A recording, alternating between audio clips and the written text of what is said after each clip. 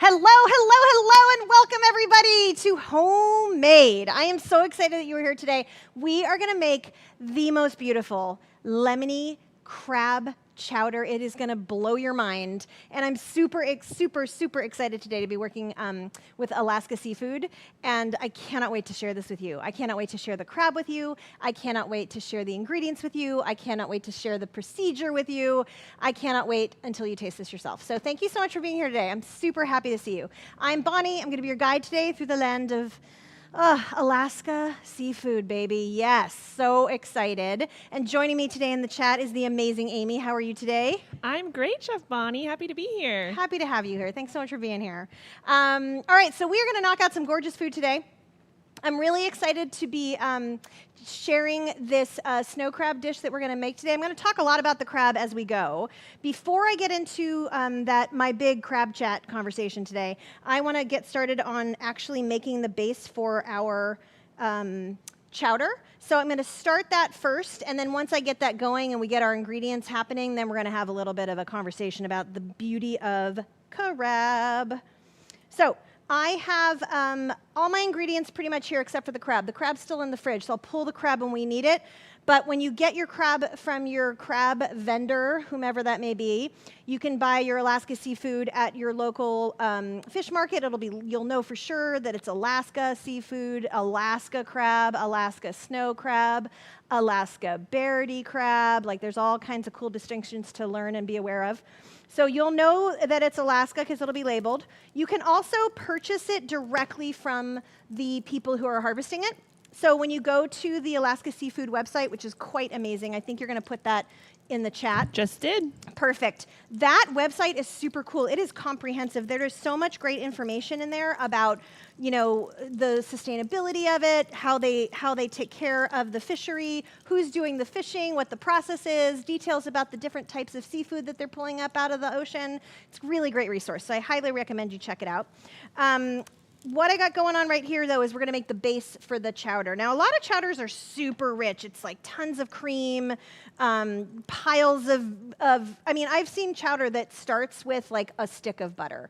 Sounds amazing, but afterwards I'm like, oh, I really had a lot of rich food. So instead of that, what I'm doing here today is I'm doing about 50% butter to olive oil. I really like that balance because I don't want to have a super in-your-face flavor. So I'm having the butter help to soften the flavor a little bit of just straight olive oil. And I have definitely heard shellfish like crab and lobster and even shrimp described as like buttery. So butter is a really nice addition to this for sure.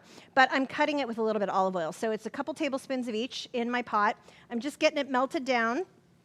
Not trying to do a brown butter thing here or anything like that. I'm not trying to develop a ton of flavor in the butter because the crab is what I want to showcase. So instead of developing, like browning a bunch of stuff, I'm going to just get it hot enough to start cooking our aromatics. And the aromatics I'm going to use today are onion and fennel, which are magic together. I absolutely love fennel. It's so gentle.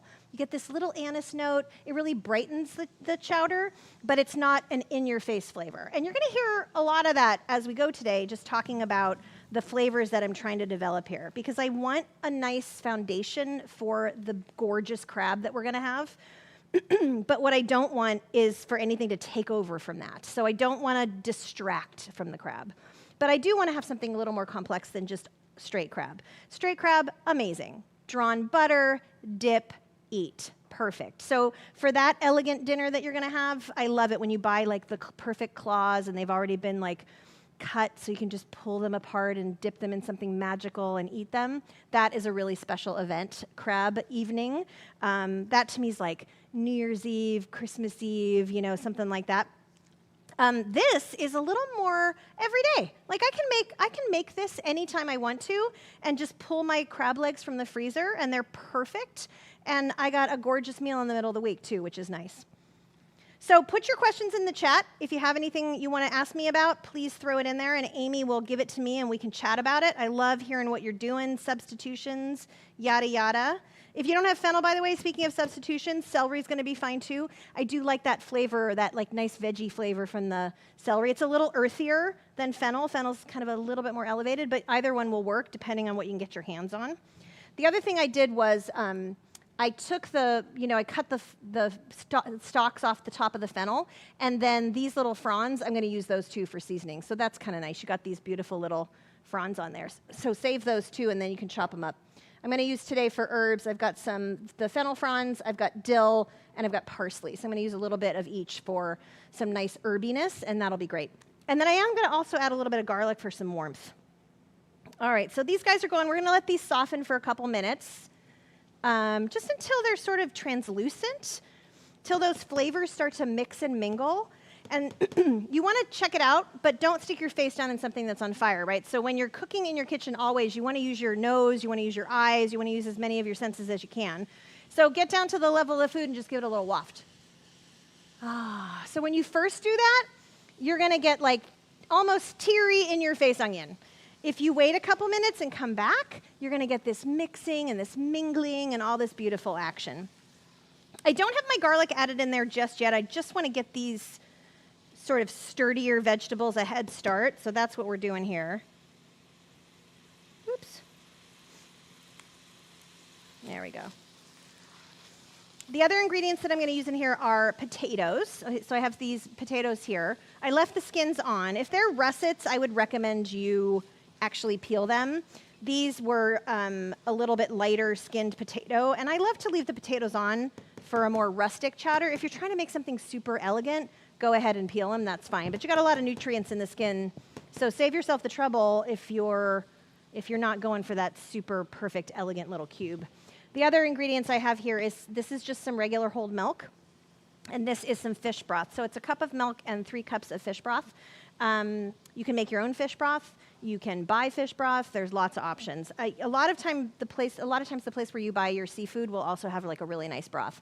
Sometimes they make it themselves, which is great. You can also take all your scraps from the shellfish that you're peeling, like shrimp. I usually take those shrimp peels and I throw them in a bag in the freezer, and then when I have enough of them, I'll make some shrimp stock. You can do the same thing with the shells from your snow crab too. So you can save all of those things and turn them into a really nice stock. Chef, you said that you gave some difference between using russet potatoes or another kind. Does it matter for the actual chowder which kind you use? No, not really. I mean, if you're using a russet, you're going to get a lot of sloughing off of the big starches that make it creamy. So the russet potato is going to give you a little more of that creamy texture because I'm not relying on cream. So that's one of the reasons I think in the recipe we say russet. But we didn't have a russet today, so that's what I used. I used what I had. So I just want to encourage you also to just use what you have on hand. Don't make yourself too crazy. All right, so the smell is starting to change now. I'm starting to get this really beautiful fragrance. And you are not cooking these vegetables down all the way because they're going to simmer in the pot for a while. Like a good 20 minutes or so, because that's about how long it's going to take to actually cook those potatoes. I don't want the potatoes to fall apart, but I do want them to be fork tender. All right. So now when I come in here, give it another little stir. And another way you can tell is they start to look a little almost creamy. I don't know if you can see that they're starting to get very translucent looking.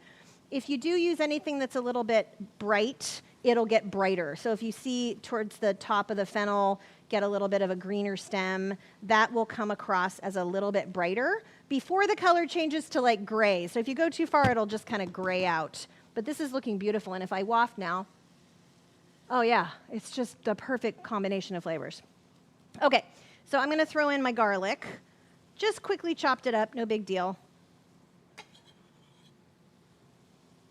Garlic makes the world go round. That's where you get a lot of that warmth and a really good fragrance. You don't need much because you don't want to overwhelm that delicate flavor of the crab.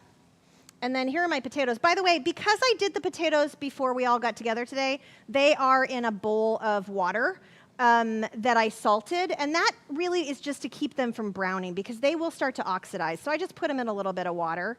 You could even put them in some broth if you wanted to, but I'm just going to scoop it up and pop it right in here. Zoop.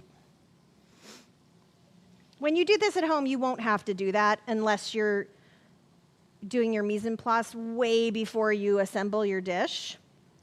But I'll tell you what I do with chowder. I make it up until it would be time to add the dairy, and then I take it off and I put it in the freezer, right? So I'll usually make like a double batch, and then half of it's going in the freezer before I finish the dish.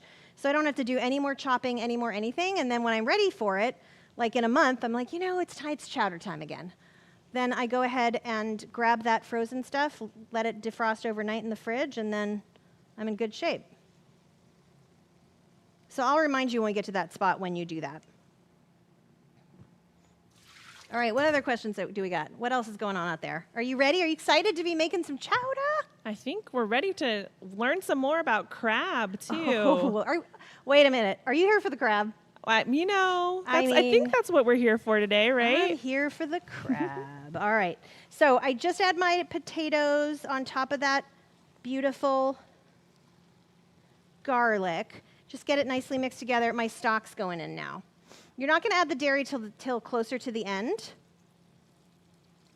We did have a question just come in, Chef. Yep. If the potato oxidizes, does that change anything besides the color? Does it actually change the potato? That's a great question. It's a very subtle flavor change. I would say it would be a little tricky to even notice, but it does tend to make it a little mushier too. So we all just tend to avoid it. However, if it's just sitting out for a couple minutes, that's not a problem. And you can also just do it and be like, yeah, I'm fine with that. I'm good. It's all right. Okay, so now this is here. I'm going to let this start really going, and as soon as I get some nice bubbles in there, I'm just going to turn it down, let it simmer. That's going to take about, I'm going to say 20, 25 minutes, somewhere in there, depending on how hot you get it started. All right. Did I hear something about crab? I think it's time. Oh, crab me. All right. Let me go get my crab. So when you get your crab, you're gonna if you're buying it frozen, or if it's getting shipped to you frozen, take it out the night before and let it like gently defrost in your fridge is a way to go. You can also run it under cold water until it's totally defrosted. Either way, make sure it gets run under cold water at some point, because there'll be this beautiful like icy, glassy coating on it that's just water, but the way they freeze the crab is right off the boat. They break it down, they flash freeze it, and it's so fresh and amazing. You just want to get rid of all that excess water, and when you begin to defrost the crab after that, moisture will come out, and that'll be like yummy crab flavored. All right, crab. Hello, crab. It does take a little bit of time. Oh, hello, you followed me. Got to see that crab come out of the fridge. No one has ever followed me to the fridge before. This is kind of fun. All right, so I want you to see how the crab arrives. So this is one set of legs, from a crab. You can see there's 3 on there. There was 4, but I started working on it, I guess. And then here's like another, this is from a different crab. And then I got a couple claws here. So I went through and did some of it ahead of time because it takes a while. So I will say crab cracking is a little bit of a labor of love. I would do this the morning of, or even the day before you want to serve this, so you're not trying to do all of it all at once. It takes a little time. I don't know if anyone does it better than like an Alaskan. Like they're like crack so fast. But what you're going for is this. So you're going to end up with a beautiful bowl of, gorgeous leg pieces. So this is like a section of the leg, right? And then there's also lots of little bits from the head, the part that's attached, where it attaches. Oops, little carapace there. And then you're going to find like smaller pieces as you go. So you just do your best to keep some pieces intact, but you also want some of these little broken down pieces because those are going to infuse into the dish so beautifully. If every single piece is like the most perfectly, cracked piece of crab, then you end up not getting quite as much flavor in your dish, right? Because we're only going to have it in there for a minute. When you buy seafood, shellfish in particular, it's either going to be still alive, like going like this at you, or it's going to be frozen.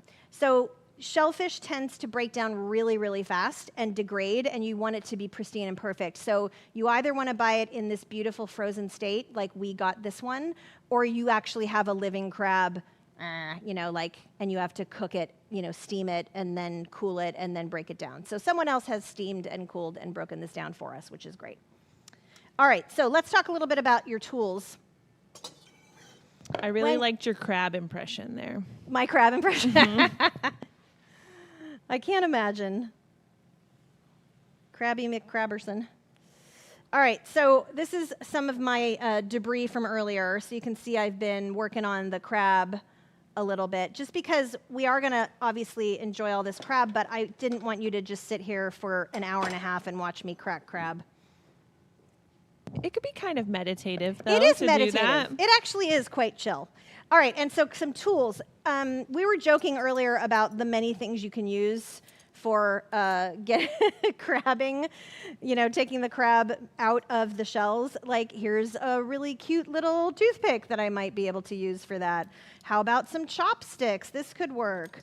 How about a pair of, like, you know, food tweezers?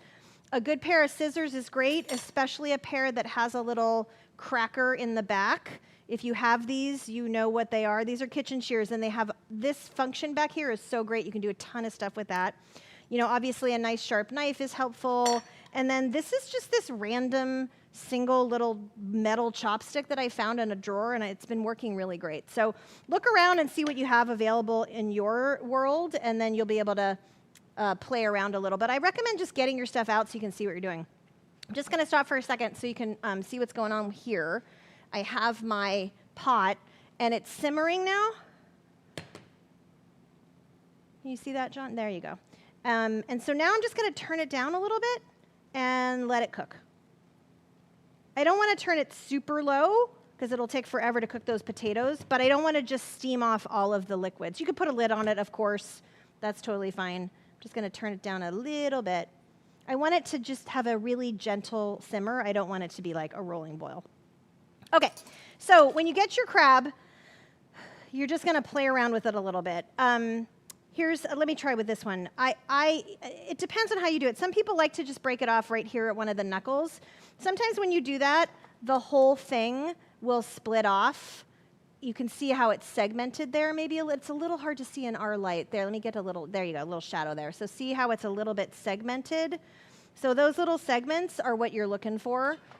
They may very well break off right all the way up to the top. So that can happen all the way up to the top. If it does, don't panic. It's not a big deal. Sometimes it does, sometimes it doesn't. So you're going to just gently pull, and you're going to get some of this goodness up here. There's a beautiful little connective tissue inside each leg, and these are the legs, right? Most of them are stabilizing and walking legs, and the front two legs are going to have these nice little crab claws on them. So when you get in here, you want to find a joint, and you're just going to very gently twist the joint until it comes apart. And if you're really gentle, you see how I'm pulling and I get these little two things in there? Those are the two little fibrous connective tissues that are inside each leg. It's sort of like we have tendons. Crabs have tendons too, but because they're exoskeletons, they're actually called apodemes.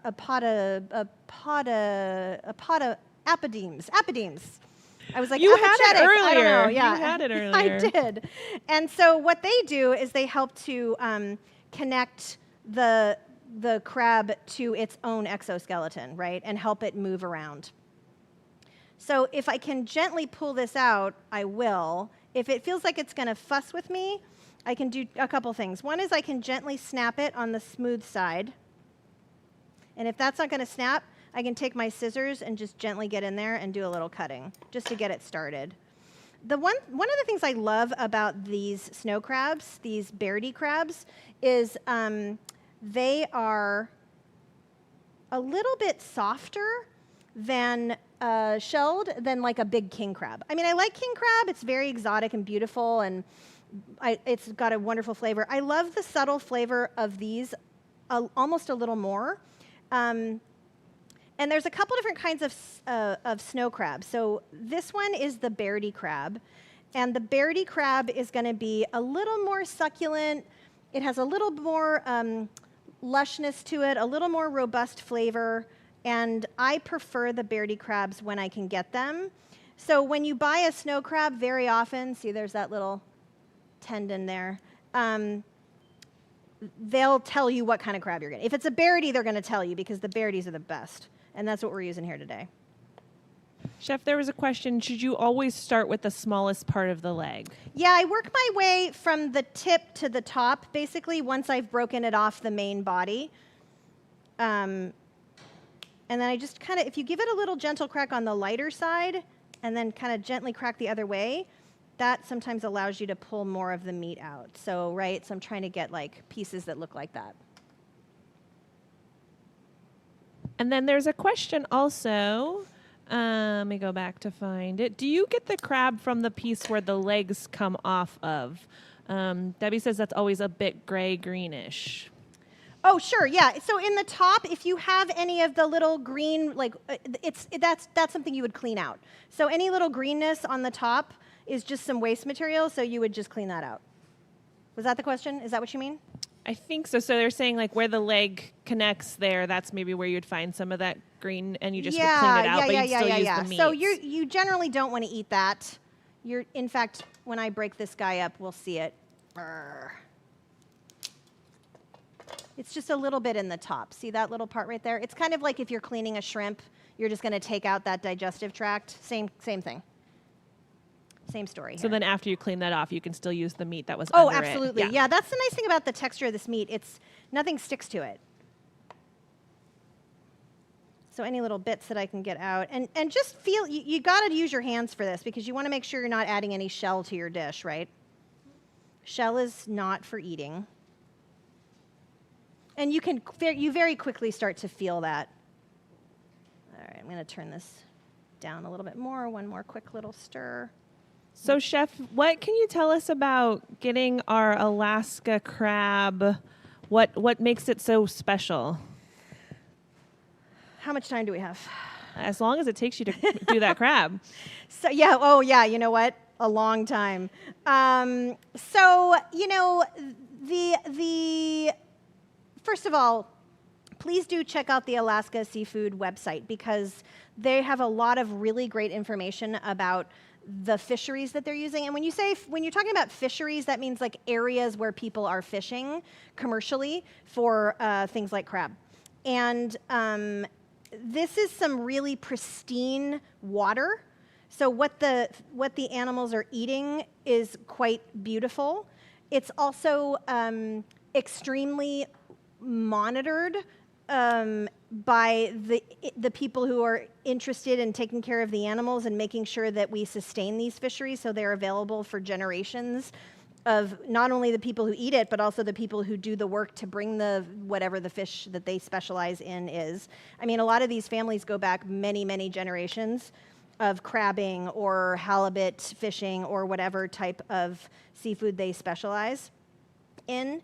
And because it's such a rich resource, it is very monitored. So they're constantly checking the quality of the animals. They're constantly making sure that people who are harvesting them are following sustainable harvesting tactics. So there's nothing fly-by-night about wild seafood from Alaska. It is just one of the most well-cared-for places in the world to buy shellfish and other seafood from.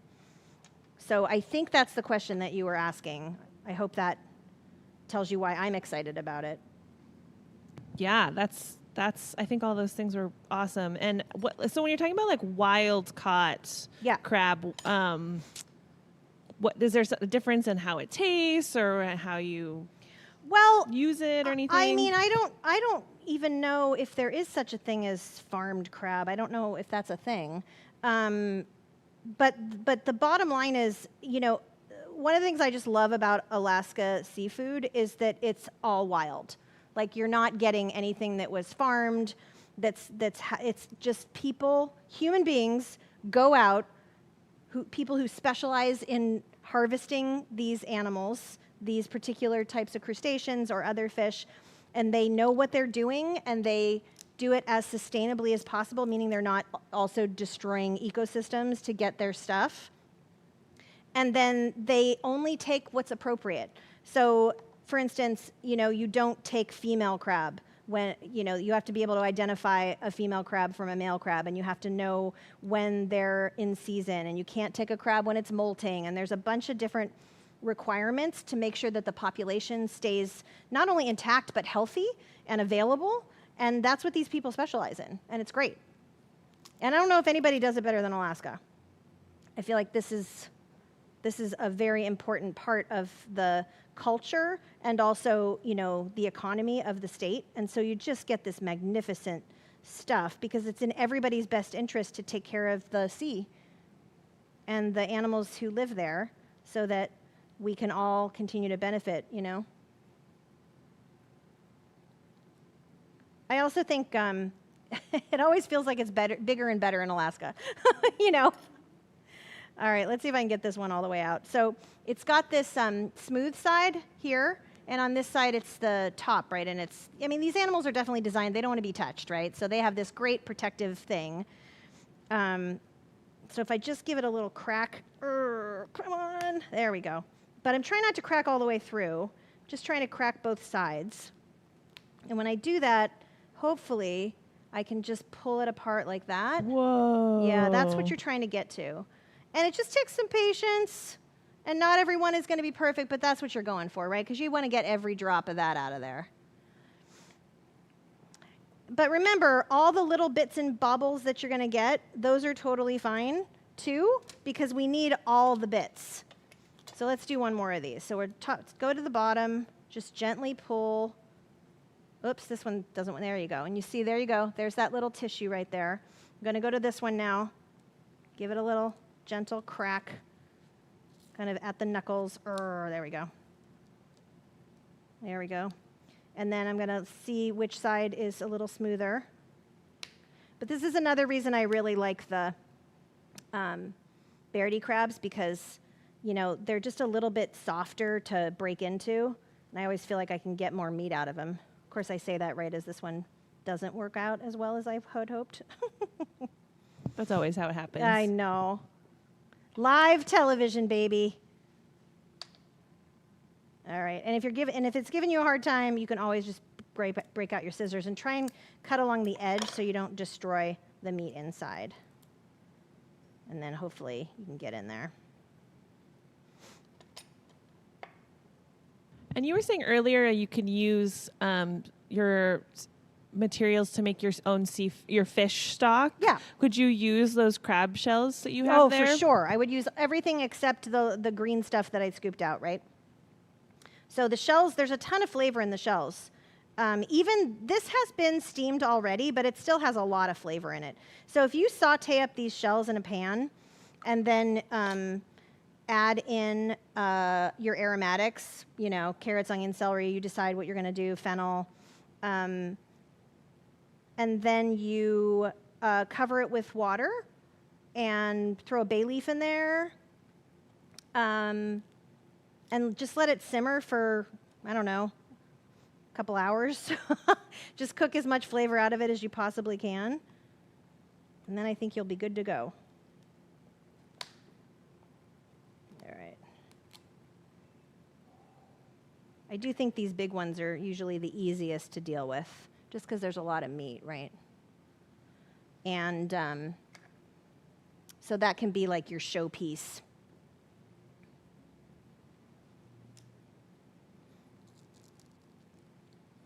And then this little headpiece tends to segment.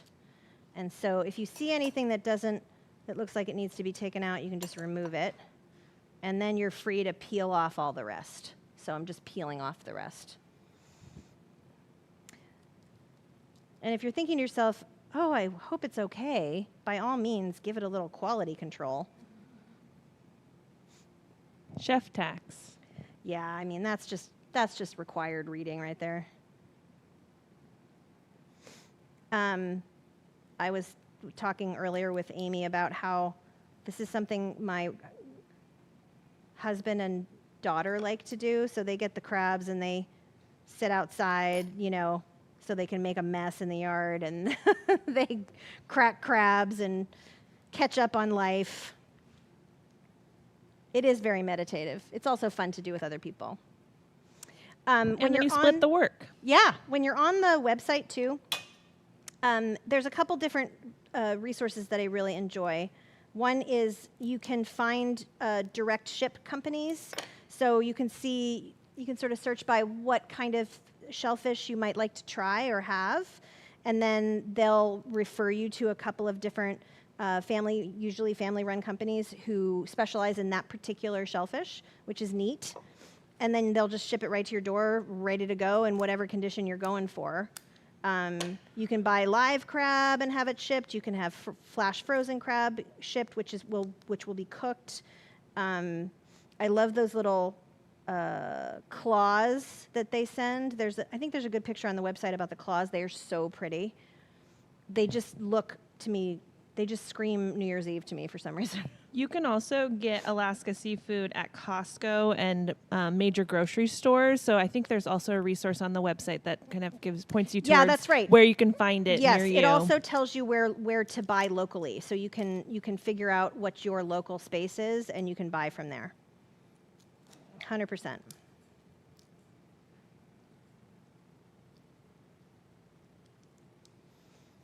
The other thing that's really great about being here right now is the smell. Like, it smells like the sea in here. It smells like a beautiful, fresh,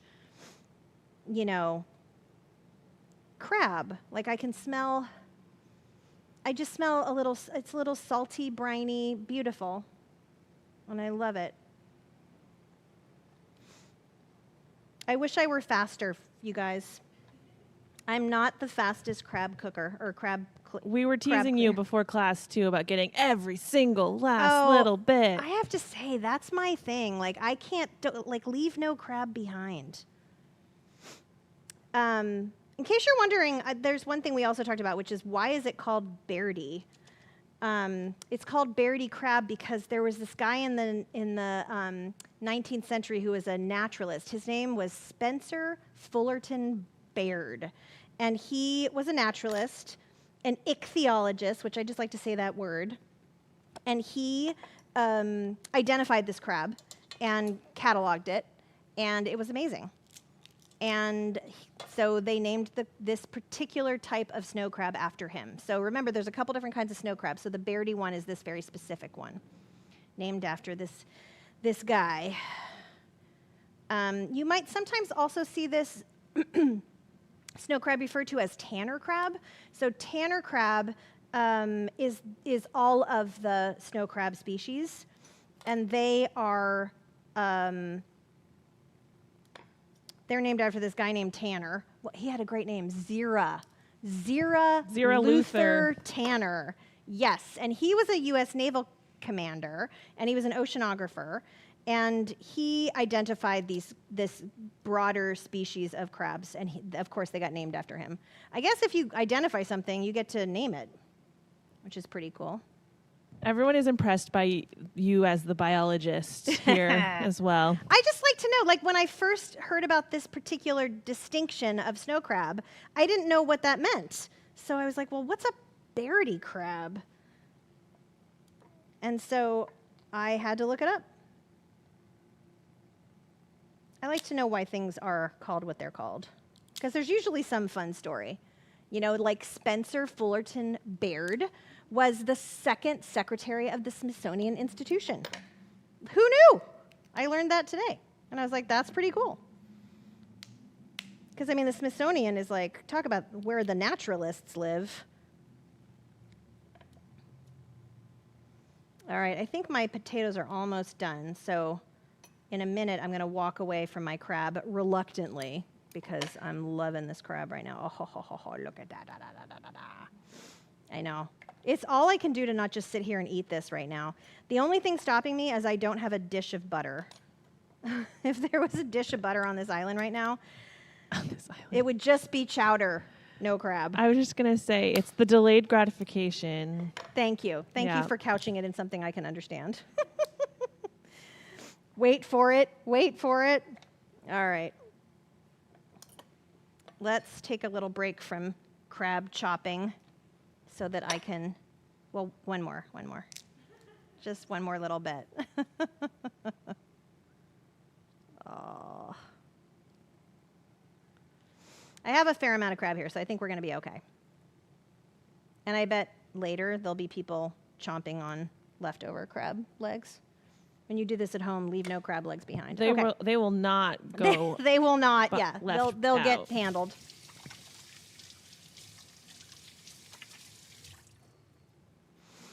Oh, okay, so I can smell my dish. It's smelling really good.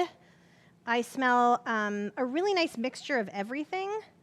So when the potatoes start to break down as you cook them, they will make your dish a little creamier. So that's nice. So you're getting a nice creaminess from that. If, by the way, it's a little too thick for you, you can add a little more broth or some water even. That would be totally fine. So let me just get this crab out of the way. And the crab is cooked, by the way, so you're not going to worry about like contaminating anything because the crab has already been cooked all the way through. Just perfectly. I don't even know how they do it. I need to find like a video of them doing this on the boat. Because basically they're going to bring the crabs up, they're going to cook them fast, and then they're going to break them down, and then they're going to flash freeze them. Like, it's crazy. I want to see them do this whole thing. I bet it's totally amazing to see. All right, one more second so I can have a clean work surface. Crabbing.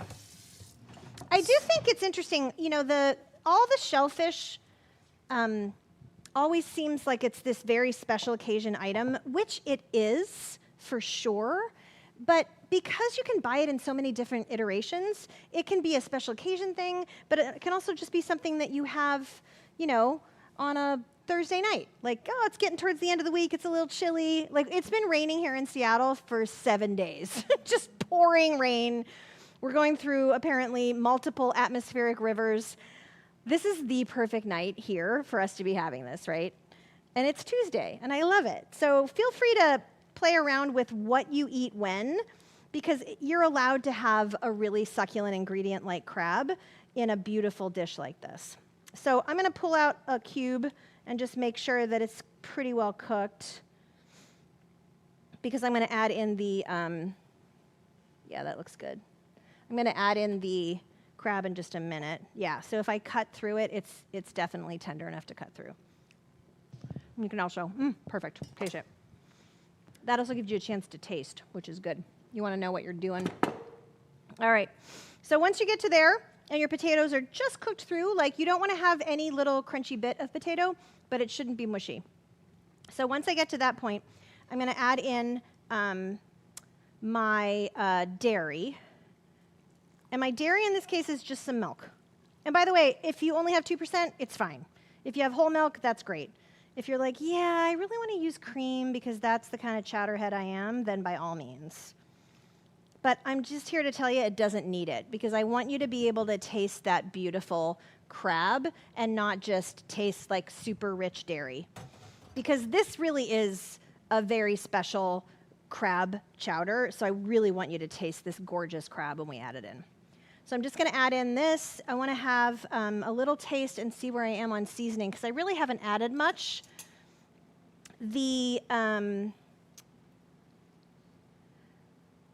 Of course, there's a little bit of salt in the stock, so we know that. But it needs a little more.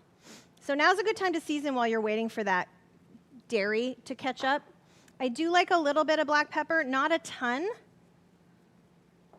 Just enough to give it a little bit of contrast, a little bit of a bite. You can use white pepper too if you don't want to see those little flecks in there. I like the flecks, little contrast. Because I left the skins on my potatoes too, right?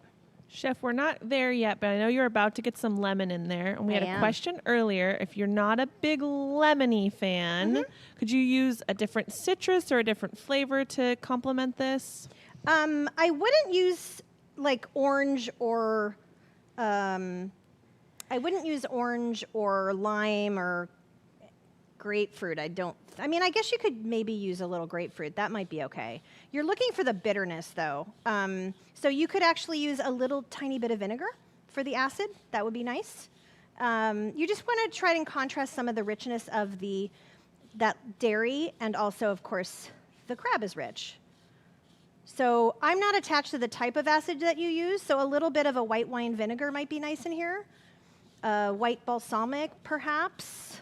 Just a dash, though. It's pretty strong, so just be careful of using too much. Lemon's pretty classic, but I totally get it. If you're like, I can't do the lemon right now, then go for something else. The classic would be just a dash of vinegar. Be careful, though. A little goes a long way. So I'm going to do some zest in there, and by some I mean all of it.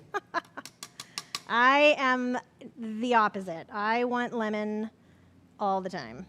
So I get my zest in there because it's full of oil, beautiful essential oils. So I'm going to get this really beautiful, like, lushness from the lemon. And that's another thing, too. I think sometimes people associate lemon just with the sourness, but remember that there's tons of oil in that skin. And so if you get that beautiful lemon skin, you're going to be good to go.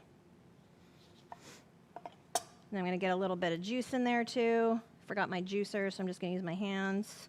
I don't think there's any seeds in here, though. There we go. Woo! Just drop the whole thing in there. There you go. That's what happens when you forget your juicer. There we go. All right, perfect. When you juice a lemon by hand, you get to find out whether you had any cuts on your hand. Oh, God, yeah. Instant knowledge. All right.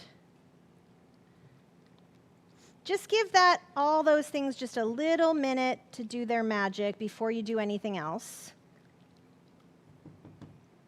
And then I also want to just talk about my herbs quickly while that's warming through. So I told you about the different herbs that I'm using. This is parsley. This is some flat leaf parsley. I think parsley is one of the great underappreciated herbs. It's bitter, but also has a ton of flavor. And it's a beautiful garnish, too, but it really is an ingredient. It's not just for throwing on top. It's also a good palate cleanser. If you've been eating a lot of garlic, have a couple sprigs of parsley. You'll be in great shape. Chef, what would you consider the defining characteristics of a chowder versus like any other soup? Oh, like what makes it a chowder? Yeah. Creaminess, not necessarily from cream, because you can make chowder with coconut milk or other non-dairy things, or like we're doing here, dairy, not cream, just straight up milk. I feel like potatoes or some kind of root vegetable are always in there. I think that it always has seafood in it in my mind. Some kind of seafood. Sometimes it's shrimp, sometimes it's clams, which is sort of the most famous. New England versus Manhattan, you know who you are out there. Yeah,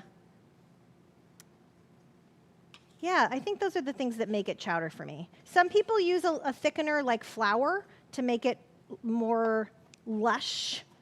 But I love this one because it's light, it's lemony, it doesn't require you to add a bunch of extra starch, and I think that's pretty cool. Okay, so I got this.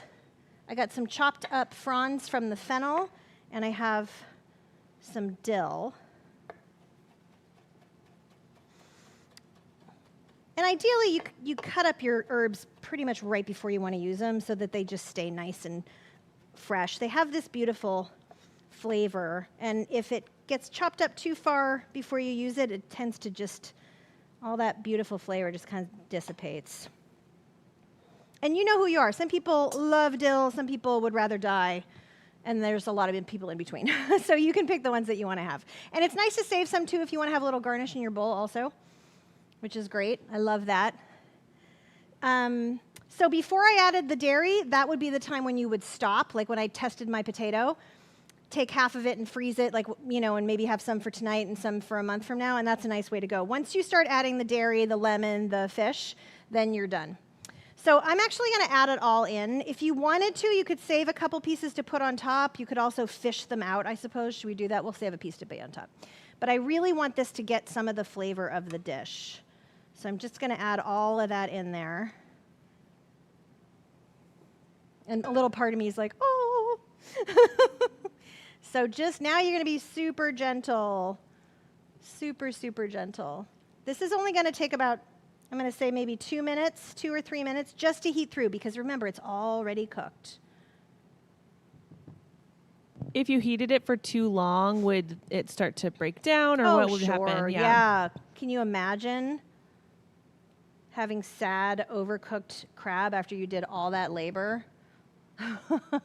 Just make sure it's hot when you serve it. That's basically it. So you can do all of this up until right before the dairy and just leave it on your stovetop for a couple hours while you're doing other things. When your guests arrive, when you're ready to go, then you're going to warm it back through, add your dairy, add your lemon, add your freshly picked crab, and then just start laying in some flavor. So if you're referring to you can make the base ahead of time, could you just pour that base like over the top of some crab pieces? Maybe put crab in your bowl and then pour the base on top?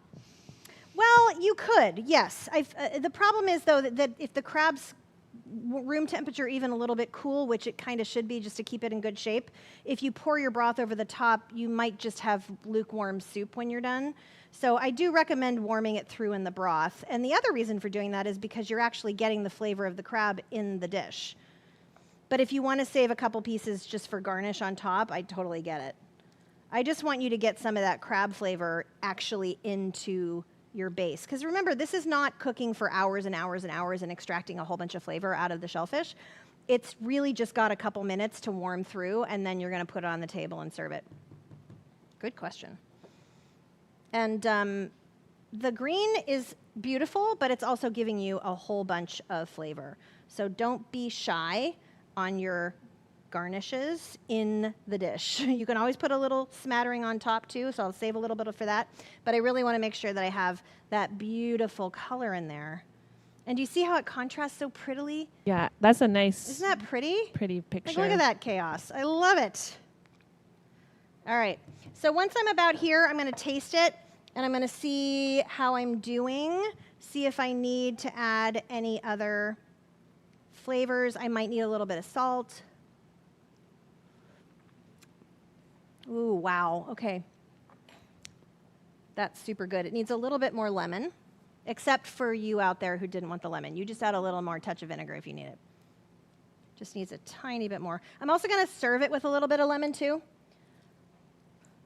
So when you do this at home, it's nice to have some lemon wedges ready to go. That's what I did. I just got some lemon wedges for us so that we would be able to serve it with some lemon. So I know you have some great ideas of how to serve this. People were also wondering what to serve it with. So they're looking for both of those things. Both those things. So I love this with like crusty bread and a nice, like simple salad, like with a really simple dressing.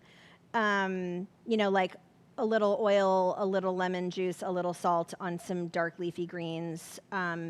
Or butter lettuce is actually kind of nice because of the sweetness of the butter lettuce goes beautifully. But something green and a little bit hearty is nice on the side. Crusty bread with or without butter, because it's nice to have a little something to sop it up with. I also like to do it a couple ways. I like to take this whole thing and just stick it on the table and have like a loaf of bread there, some butter, a big salad, and let people just serve themselves and have whatever they want in whatever order they want to have it. It's if you're being fancy, you can individually plate it, of course. You can also like scoop out some little baby boules of bread and take that scooped out stuff and turn it into croutons, and that's a nice little thing. And then you can put them into the bowls on a plate and serve it that way.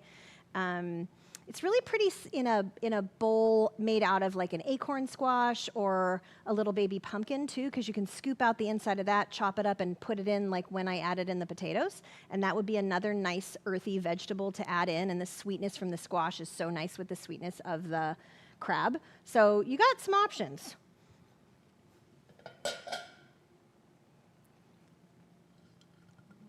That's a fun bowl. It's going to be really fun in a minute when we like eat it, right?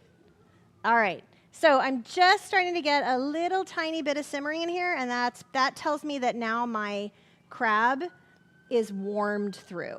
Because again, you don't want to cook it to death. It's already cooked. And I should tell you, you can't really take the shell off the crab until after it's cooked. So this isn't one of those things where you're like, oh, I'll just get the live crab and break it open or something. That's not going to be a thing.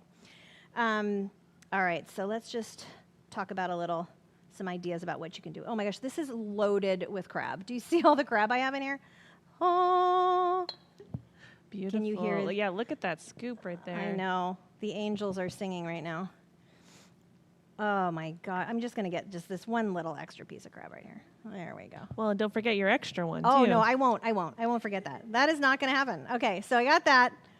And then if you want, because you worked so hard to get this perfect crab, you could just lay that whole thing on top. I don't need quite that much, so I'm just going to do a little like claw sort of look there.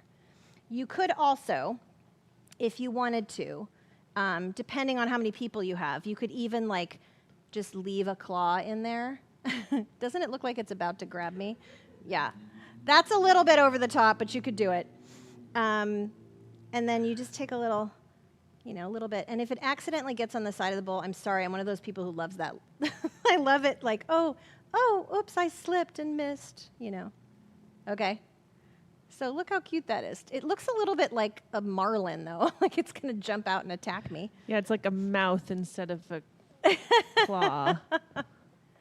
All right. And then when you serve it, you do a little wedge in there, right? A little lime. You can put a little fresh sprig of something, right, in there.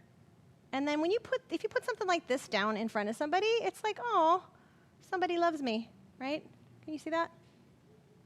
I really think this looks like a dinosaur or something, though. All right, hold on. Are you regretting putting it in there? I What's don't going know. on? I think it's kind of great. If somebody puts a crab claw in my food, I'm pretty happy. But all right, you got it.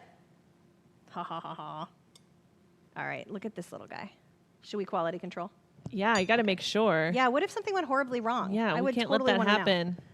Oh gosh, there is so much crab in here. Holy moly.